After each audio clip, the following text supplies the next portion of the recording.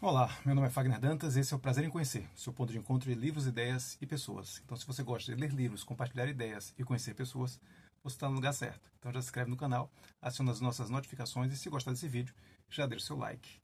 Gente, esse vídeo aqui é uma continuação, não sei se vocês perceberam, mas no nosso vídeo anterior, onde nós finalizamos aí o nosso quarto episódio da nossa série Na Lupa do Lip, sobre o livro O Jovem Torles, de Robert Musil, houve um corte abrupto ali, um fim abrupto no vídeo anterior, que justamente o armazenamento aqui do celular ele acabou, então de repente parou de gravar e ainda bem que parou de gravar justamente quando a gente estava finalizando um bloco das nossas explicações, da nossa fala aqui, né?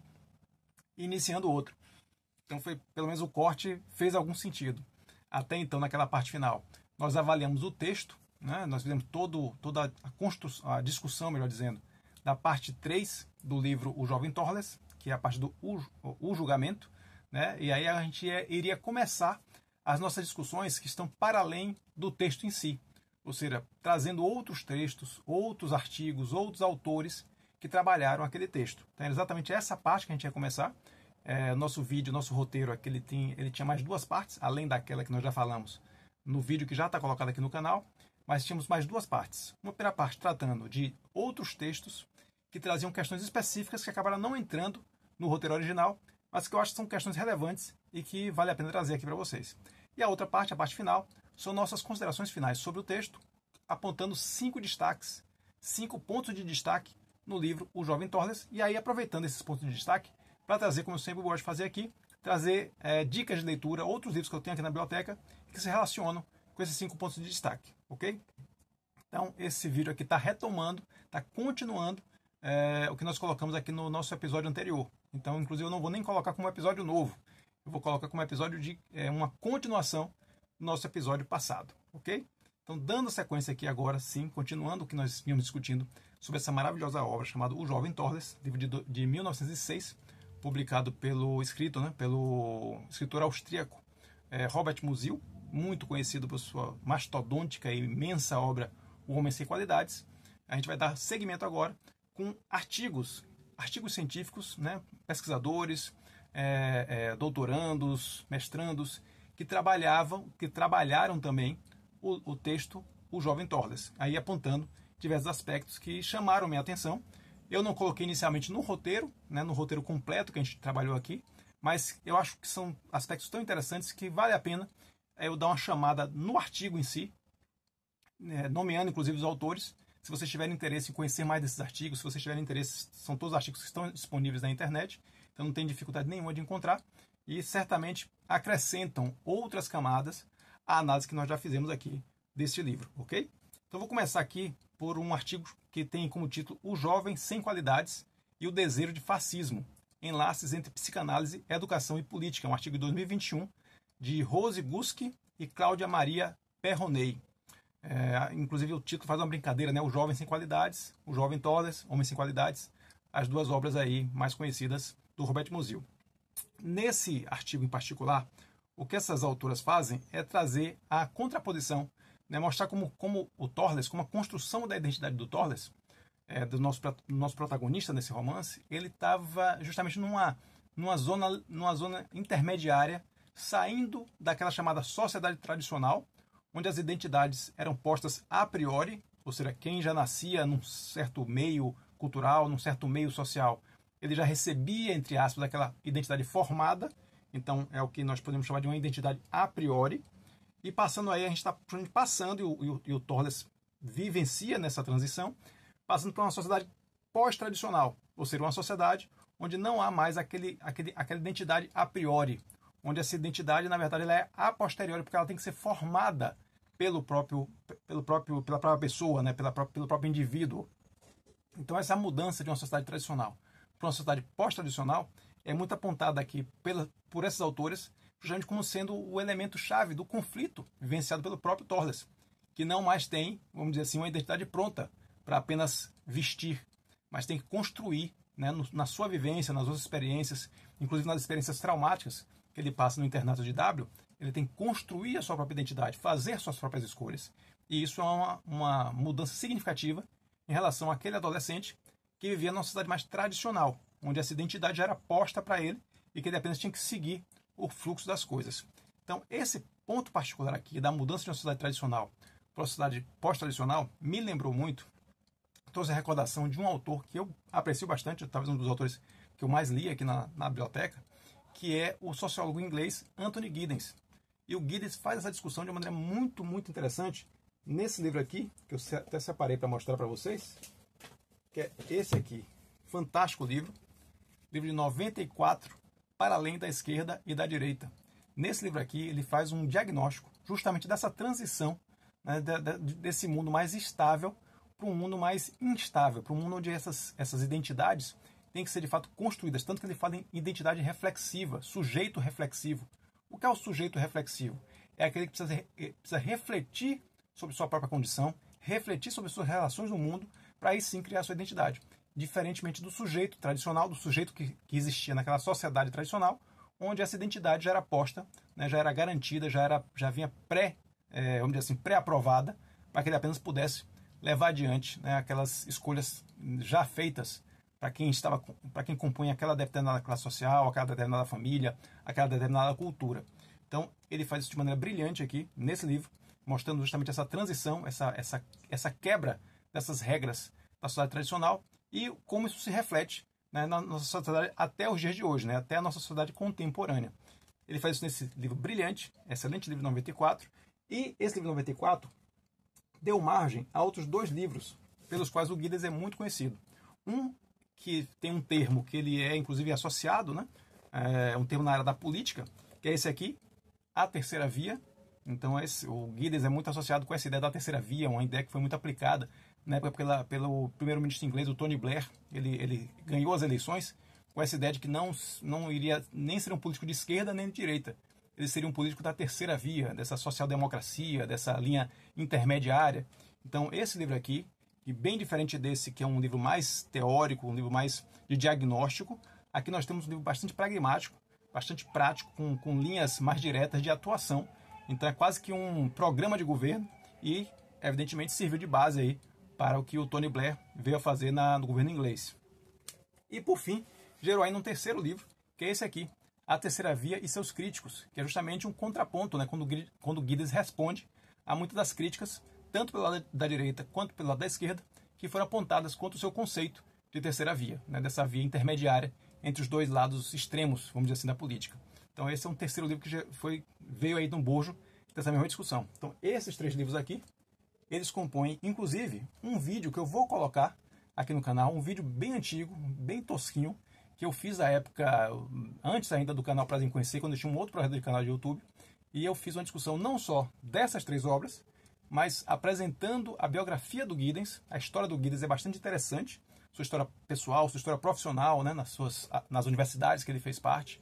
Então falo um pouquinho da história do Giddens, da sua trajetória, falo as quatro fases do pensamento de Giddens, né, associada com cada uma dessas fases, associada com um tema que ele se dedicou mais numa determinada época da sua produção acadêmica, e finalmente discuto pormenorizadamente cada um desses livros e as relações entre eles, né? Então é um modelo de vídeo que eu inclusive vou trazer aqui para o canal do Prazer em Conhecer LIP, que é o que eu chamo de 3 ponto tudo, onde eu pego 3 livros, ou 3 filmes, ou 3 temas, e abordo, né, abordo aqui num canal que muito mais do que descrever esses livros, esses filmes, busca conectar essas obras. Então faço isso com esses 3 livros maravilhosos, e vou colocar aqui também no canal do Prazer em Conhecer LIP, esse vídeo antigo, mas que eu acho que vale bem a pena porque o conteúdo está bem legal.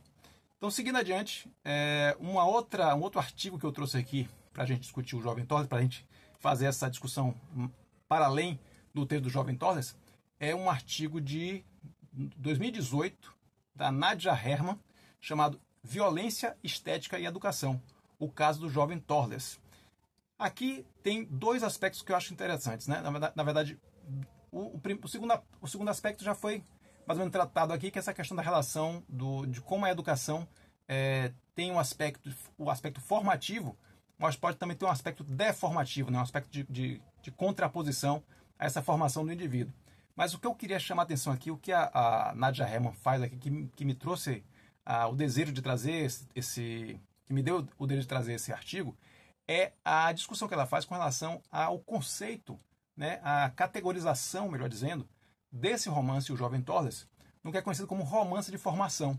Né? O romance de formação, Bildungsroman, né? Como se fala em alemão, claro que não com esse sotaque tipicamente brasileiro, mas o romance de formação, ele tem essa característica de acompanhar, né, um jovem, acompanhar uma criança no seu processo de envelhecimento, de amadurecimento, e ao longo dessa trajetória, a gente acompanha essas peripécias que esse protagonista passa, e ele vai amadurecendo. Então aquelas questões conflituosas no início, elas vão sendo resolvidas com o passar do romance. Então por isso que chama-se romance de formação, né, da formação do caráter, a formação da identidade, a formação daquela personalidade daquele protagonista. E muitos estudiosos, muita gente que se referencia ao Jovem Torres, a esse romance, o Jovem Torres, menciona como sendo um romance de formação. E eu, particularmente, nunca me encaixei muito nessa ideia do Jovem Torres como romance de formação, porque eu já conheço alguns romances de formação. O exemplo mais claro deles é A Servidão Humana, que eu já falei aqui, já mostrei aqui para vocês, do Somerset Maugham. Ali, tipicamente, você tem um acompanhamento de alguém que nasce praticamente no nascimento do Philip Carey, e a gente vai acompanhando esse personagem ao longo do seu amadurecimento. Então, ali é o típico romance de formação. E eu não consegui enxergar muito isso no Jovem Torres. Primeiro, é um romance mais curto, né? Um romance de formação, normalmente, eles são um pouco mais longos, porque tem que mostrar essa trajetória toda. Então, é um romance mais curto, e ele, para mim, sempre teve uma caracterização muito de recorte temporal, ou seja, de um elemento, de uma fase da vida, que ali gerou, né, foi uma fase importante, gerou uma série de circunstâncias, né, até eventualmente um trauma, mas que é muito recortado, é um recorte temporal. E não tinha essa caracterização, para mim, pelo menos, de romance de formação. E é exatamente esse aspecto que a Nadia Herman ela levanta aqui nesse texto Violência Estética e Educação, nesse artigo de 2018. Ela discorda desse ponto de que o Jovem Torres seria um romance de formação. Então, por isso que eu quis trazer aqui, para ter até um pouco de conforto, para não entender que essa minha visão do Jovem Torres como um romance, como não sendo um romance de formação, não é uma visão meramente da minha cabeça, né? Outros pesquisadores aqui de estofo, né, de fundamento, também apontam isso. E apontam isso, e ela faz uma referência interessante, com o que seria talvez o primeiro romance de formação, né, ou o romance que abre, né, o texto que inaugura esse gênero literário, que é justamente o Sofrimento do Jovem Werther, de Goethe, que é de 1774. Esse teria sido o primeiro romance de formação. Então, a partir dessas bases, desses critérios, né, dos elementos que estão nesse romance, se constituiu esse gênero, né, esse subgênero, vamos dizer assim, do romance, e aí você pode apontar se um romance é ou não um romance de formação. Então, nesse caso aqui da Nadia Herman, com o qual eu concordo, o Jovem Torres não seria um romance de formação. Então, quis trazer também essa conclusão dela aqui. Um outro artigo interessante que eu quis trazer é Desejo, Sexualidade e Sujeição em O Jovem Torres, de Robert Musil. É um artigo de 2024. Achei bem interessante que em 2024 ainda existem pessoas, pesquisadores, né, estudantes, doutorandos, mestrandos, estudando esse texto. Então achei bem interessante, bem atual, né, a gente trazer o Jovem Torres aqui, saber que ele é ainda um texto relevante a ser estudado pelos pesquisadores. Então, nesse artigo do Bruno dos Santos Kolkiewicz, né, ele concorda primeiramente com essa tese de que o Jovem Torres não é um romance de formação. Ele até chama de romance de formação ao contrário. Interessante também essa contraposição que ele faz. Então, ele concorda aqui com a tese desse não ser um romance de formação, do Jovem Torres não ser um romance de formação. Mas o que eu pensei desse artigo aqui é um elemento também interessante, não foi tocado antes, porque é uma figura de linguagem. Né, uma figura de linguagem que ele associa, que eu não conhecia, né, diferentemente da metáfora, da metonímia, a outras figuras que a gente costuma observar aqui na literatura. Ele trouxe uma que eu não conhecia e acho que também é uma forma de aprendizado. Então, para todo mundo que, né, vê os livros não só como diversão, não só como entretenimento, mas também como criação de repertório, foi interessante o que ele coloca aqui, que ele disse que o Jovem Torres utiliza-se de uma figura de linguagem chamada preterição. O que seria a preterição? A preterição, na forma como ele coloca aqui, é fingir calar sobre algo de que se fala. Ou seja, um elemento, um assunto que é importante naquele texto, mas que você não toca nesse assunto diretamente. Você toca de maneira... Você tergiversa ele, você acentua, você insinua, você coloca ele dentro do contexto, mas sem apontá-lo, né, sem explicitá-lo. Então é exatamente o que ele menciona aqui com relação à questão da homossexualidade, que é um elemento presente no livro, né, um elemento que está ali colocado, que é uma situação bastante delicada, um assunto bastante delicado e a forma como o jovem Toller menciona esse assunto, ele é colocado de uma maneira bastante traumática também. Então, mas em momento algum isso é feito de maneira explícita. Em momento algum o texto fala explicitamente na prática de atos homossexuais ou num eventual intercurso, numa eventual atividade homossexual. Isso é sempre tergiversado, isso é sempre colocado ali subentendido, né? Então achei bem interessante que essa característica do texto, que para mim era, né, estava claro que o texto estava fazendo isso, estava falando daquele assunto sem necessariamente explicitá-lo, mas eu não conhecia a figura de linguagem da preterição, que é mencionada aqui pelo Kunkiewicz. Então achei interessante também trazer esse artigo científico, né, falando sobre uma figura de linguagem que eu não conhecia, que acho que acrescenta aí para a gente no nosso repertório de entendimento literário. E por fim, trago um último artigo aqui, chamado O Jovem Toller, Romance de Formação Heterotopias. É um artigo de 2015, da Maria Divina Moreira dos Santos Silva. E nesse artigo o destaque vai para um elemento que nós fomos muito cuidadosos, né, em tentar observar todas as ideias-força, como nós estamos chamando, né, aqueles conceitos chaves, aquelas chaves interpretativas que vão se repetindo ao longo do texto e que vão martelando ali uma ideia, e que aquela ideia é um elemento importante para se entender o texto.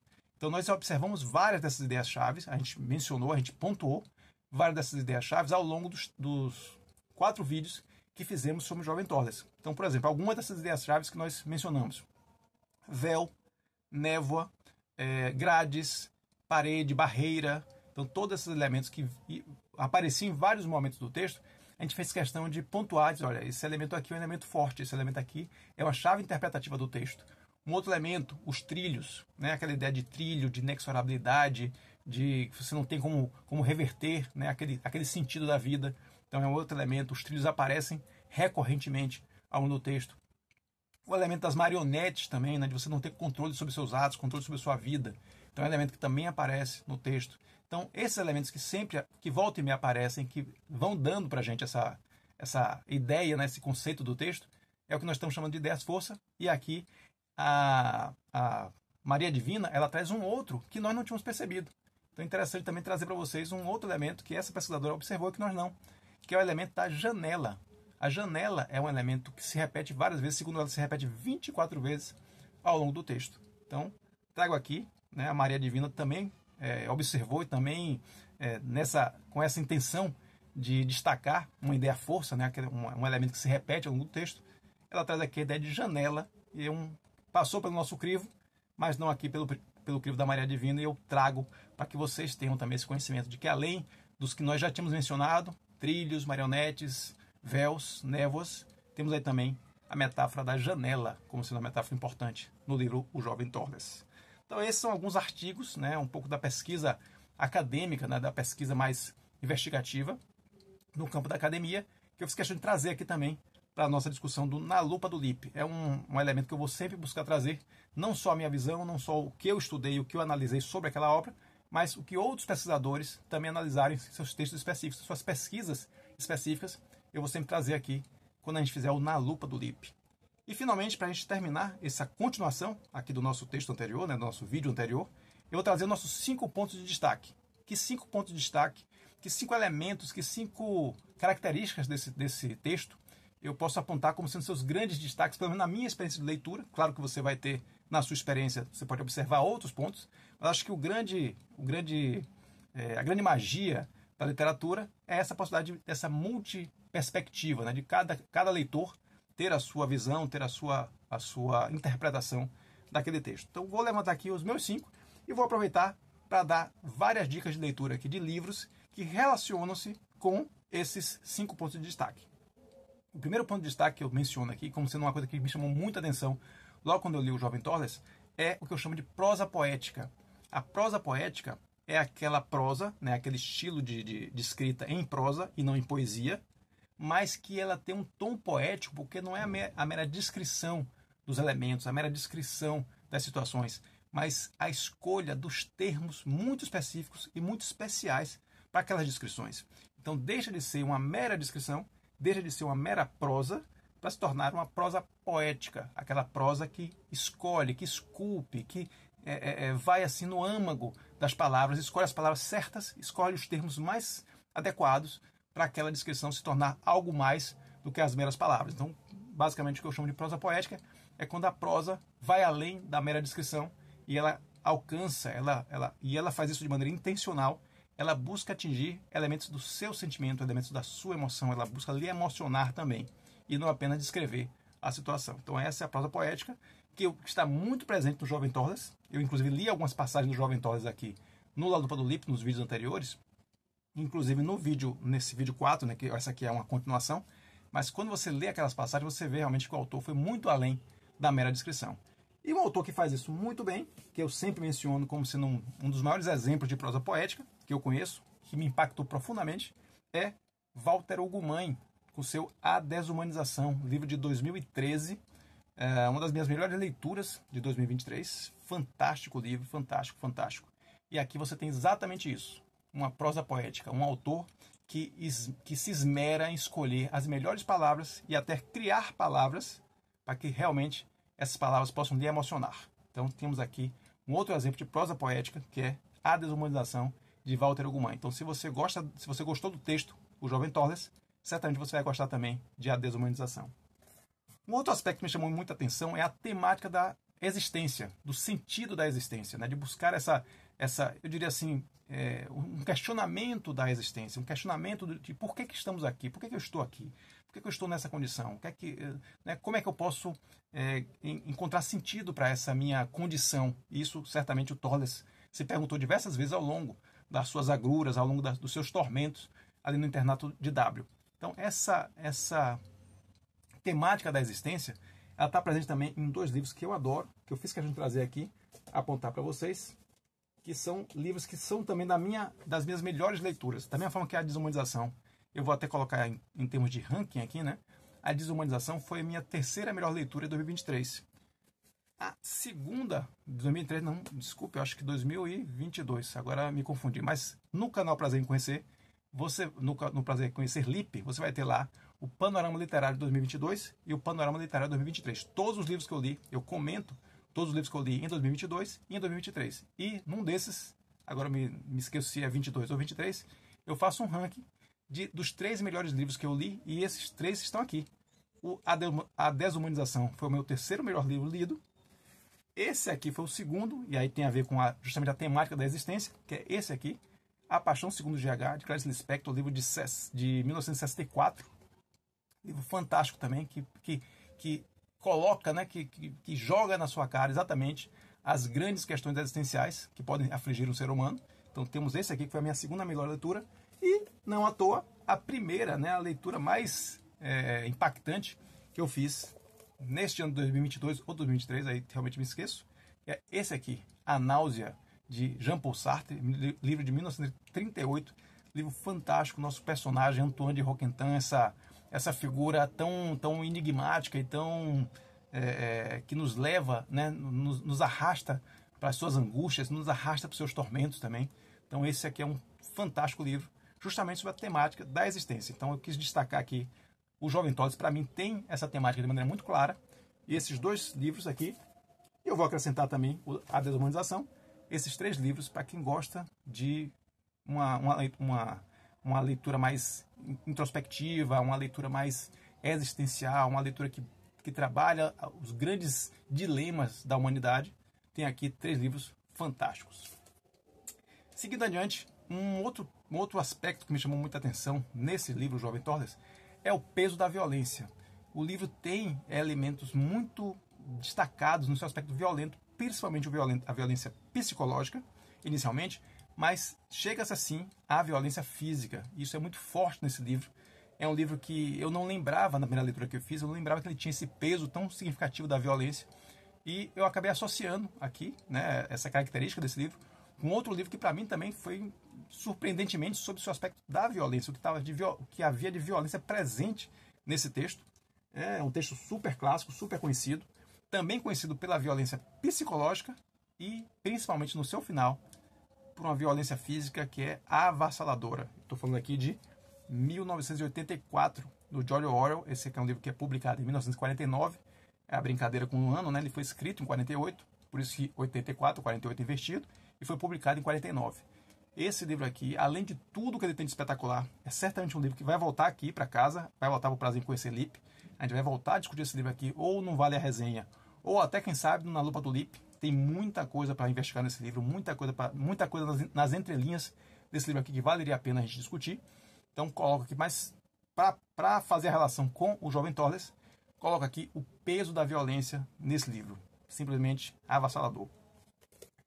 Um outro elemento que me chamou a atenção é o questionamento do comportamento de manada. Essa foi uma das partes mais interessantes, eu diria até das partes mais empolgantes para mim no livro, porque é justamente quando o Torles ele começa a se contrapor ao movimento de manada, ao comportamento de manada, porque todo mundo fazia aquilo, ou porque seus líderes, né, o Bennberg e o Reiting, faziam, né, e todo mundo obedecia, ele se sentia obrigado a fazer também, ele se sentia compelido a fazer também. Então isso é o que a gente está chamando de comportamento de manada, quando você faz as coisas não porque você quer, mas porque existe um entorno social, porque existe uma pressão social para você fazer. E é muito bonito, né, eu diria que é tocante, quando o Torles descobre a sua própria força, mesmo com todos os medos, com todos os perigos, né, o medo que ele sente das ameaças que o Bennberg e o Reiting fazem contra ele, mas ainda assim ele supera esse medo e ele age de maneira autônoma, ele se coloca de maneira altiva diante deles. Então é muito bonito essa quebra do comportamento de manada. E eu queria trazer 2 livros que abordam essa superação, ou pelo menos apontam criticamente a necessidade de superar o comportamento de manada. São 2 livros que mostram comportamentos, né, associados com o comportamento de manada e por que é importante que a gente olhe criticamente para esses comportamentos e se contraponha a eles, não mais os siga de maneira cega. Estou falando aqui desse livro fantástico, Desejo de Status, do filósofo suíço Alain de Botton. Fantástico livro. Exatamente essa ideia de que, né, do status, dessa nossa luta pelo status, de ser melhor do que o outro, de comparar da grama do jardim do vizinho ser sempre mais verde do que a nossa grama, né, que é o que mostra aqui um pouco a capa, a brilhante capa desse livro. Então, esse livro aqui mostra exatamente isso. Como nós não devemos nos adequar, não devemos perdurar, fortalecer esse discurso desse desejo insano pelo status, dessa luta insana pelo status, de ser melhor do que os outros. Né? Então ele mostra exatamente como a gente tem que quebrar esse comportamento de manada. Grande livro, excepcional livro do Alain de Botton. Tem outros Alain de Botton aqui, certamente é um autor que a gente vai voltar aqui no canal para conhecer. E outro autor também preferido da casa, esse aqui eu já li 3 livros desse cara. Esse cara é um filósofo francês fantástico, extremamente polêmico, né? Eu sempre chamo de... É o Louis-Philippe Pondé da França, que é o Pascal Bruckner, né? Com esse livro aqui, A Euforia Perpétua, onde ele justamente outro comportamento de manada que ele questiona, que é o comportamento dessa coisa da felicidade eterna, que temos que ser sempre felizes, essa vida performativa, temos que mostrar sempre felicidade nas redes sociais, felicidade em todos os momentos, né? Essa busca insana. Sofremos terrivelmente na busca pela felicidade. Olha que contradição, né? Sofrer para ser feliz. Então esse é o que ele mostra aqui. Então, na verdade, a gente tem que rever essa ideia de que existe uma felicidade que está quase como uma obrigação, né? Você ser feliz é quase uma obrigação, é quase uma meta, uma utopia inalcançável. Então ele justamente critica esse comportamento contemporâneo e nos obriga a rever esse comportamento de manada. Então 2 livros justamente se contrapõem ao comportamento de manada, que é uma das partes mais bonitas do Jovem Torles. Quando o Torles ele se contrapõe, ele se insurge, ele diz: não vou mais seguir o fluxo, vou fazer as coisas como acho que devem ser feitas. Então esse é um dos momentos mais bonitos do livro Jovem Torles, e reflete aqui essa quebra do comportamento de manada, também trabalhados pelo Alain de Botton e pelo Pascal Bruckner. E finalmente, o último elemento que eu queria trazer aqui é a busca do sentido da vida. Né? Esse é um elemento também importante, várias vezes, de maneira recorrente, ele aparece no Jovem Torles, essa ideia realmente do sentido da coisa, né? Por que eu estou fazendo as coisas, qual é o propósito das coisas. E, inclusive, na discussão que o Torles tem com o Bennberg. Né, o Bennberg tem essa visão essa mística indiana, né, achar as respostas do mundo nos livros místicos, nos textos sagrados da Índia, né, do Oriente. Mas, na verdade, o Bennberg fazia uma busca vazia, porque ele queria apenas respostas. E o que o Torles quer é sentido. Ele quer entender as coisas. Ele não quer apenas respostas, ele quer entender o sentido das coisas. Então, isso é feito de maneira brilhante aqui por 2 livrinhos que eu já trouxe aqui em algumas vezes no canal, porque já foram leituras que eu já fiz, já foram mencionadas aqui nos panoramas literários, mas um deles é esse aqui, O Pensamento do Coração e a Alma do Mundo, do James Hillman, de 1982. esse livro aqui tem uma das melhores frases que eu li naquele ano de 2022, que é justamente: o mundo está cada vez encontrando mais respostas e menos sentido. Então, exatamente essa ideia, né? Essa ideia de você ter as respostas, você ter o conhecimento racional, mas você não ter o sentimento de razão, o sentimento de certeza, o sentimento de sentido, né? Eu acho que esse é o grande ponto, essa é a grande contraposição entre respostas e sentido. Resposta como racionalidade pura e simples, e sentido como algo muito além da racionalidade, algo que realmente nos envolve enquanto seres humanos complexos, que envolvem sentimentos, envolve também as emoções. Então, tá aqui, livro fininho, mas fantástico nesse aspecto, que é da busca do sentido da vida. E outro que faz isso também, que também se dedica a entender e a buscar o sentido da vida, mas de uma maneira bastante, né, bem diferente do James Hillman, que tem uma visão, eu diria assim, mais do psicológico. Ele traz muito mais esse entendimento, esse autoconhecimento, né, que nós precisamos ter sobre nós mesmos.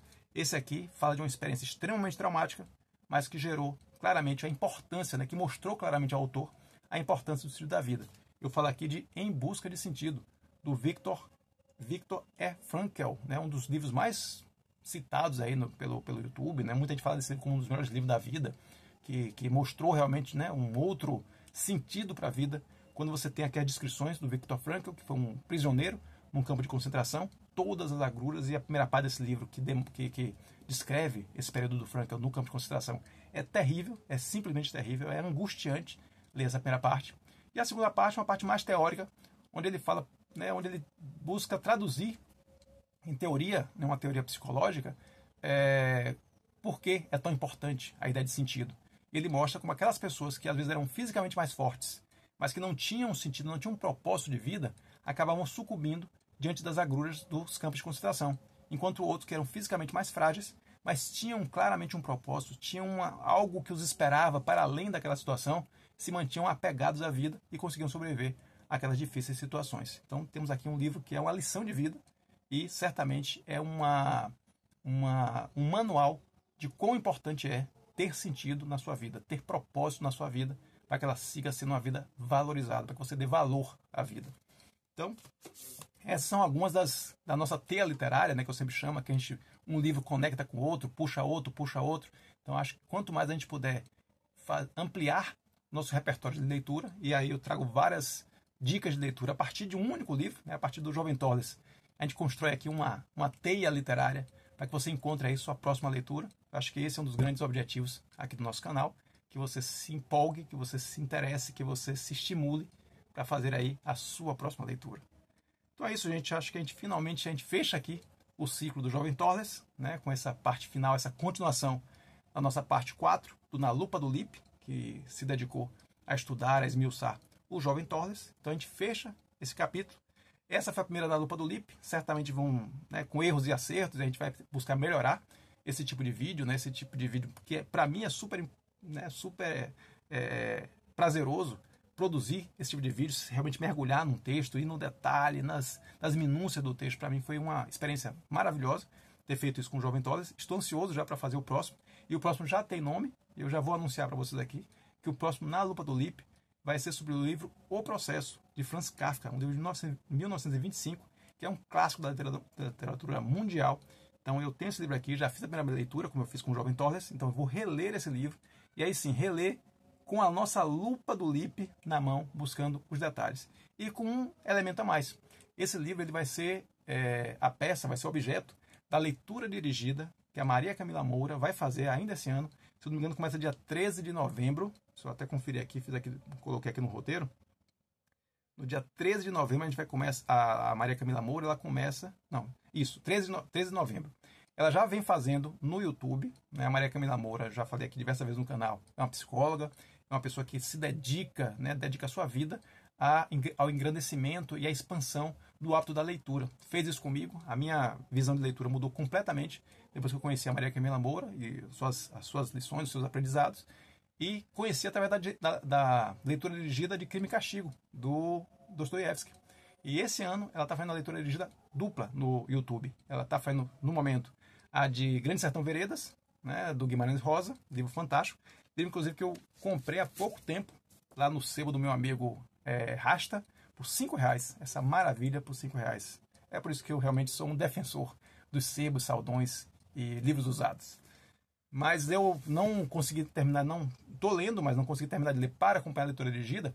Mas como eu já li o processo anteriormente e pretendo ler de novo agora na Lupa do Lippe, eu vou fazer a leitura dirigida com a Maria Camila Moura através do YouTube a partir do dia 13 de novembro. Né? Já convido todo mundo aqui que queira fazer também essa leitura dirigida, acompanhar o canal da Maria Camila Moura no YouTube. E a partir do dia 13 de novembro tem lá as nossas aulas sobre o processo de Franz Kafka. Então, vou fazer a minha análise, vou colocar a minha lupa sobre o processo para fazer algo que eu fiz, né, semelhante ao que eu fiz com o Jovem Torles, um pouco nessa linha que a gente apresentou aqui nesses vídeos. Mas, além disso que eu já fiz para o Jovem Torles, eu vou ter uma camada a mais, que são justamente essas aulas da Maria Camila Moura. Vai ser um ponto de contraposição. Obviamente, eu não vou reproduzir o que a Maria Camila Moura falou nas aulas. A ideia não é essa. A ideia não é essa. A ideia é usar esse momento da leitura dirigida como um contraponto às coisas que nós mesmos vamos descobrir na nossa análise sobre o processo. Então é isso. Já fica aqui o convite para que vocês acompanhem. Provavelmente a partir do dia 17 de novembro, né, no domingo posterior ao dia 13, quando a Maria Camila começa as aulas de O Processo do Kafka, eu já vou colocar meu primeiro vídeo no dia 17, no domingo seguinte. As aulas serão sempre nas quartas-feiras. E o meu vídeo vai no domingo. E no dia 17 começa nosso novo episódio, né, nosso novo capítulo da série, na Lupa do Lippe, dessa vez sobre o processo de Franz Kafka. Então, gente, é isso. Espero que vocês tenham gostado. Se gostarem, deixem um like de vocês aqui no vídeo, que ajuda bastante. E se querem continuar acompanhando essa discussão sobre livros, segue a gente também lá no Instagram, no @Prazer em Conhecer Lippe. Lá nós temos nossos famosos vídeos matinais, toda segunda, quarta e sexta, com dicas de literatura e dicas de livro para todos vocês. E, evidentemente, se são apaixonados por livros, se querem se aprofundar ainda mais no mundo da leitura, se inscrevam aqui no canal do YouTube, O Prazer em Conhecer Lippe, que todo domingo tem vídeo novo aqui para vocês. É isso, gente. Obrigado pelo seu tempo. E lembre-se, a busca nos une. Um abraço.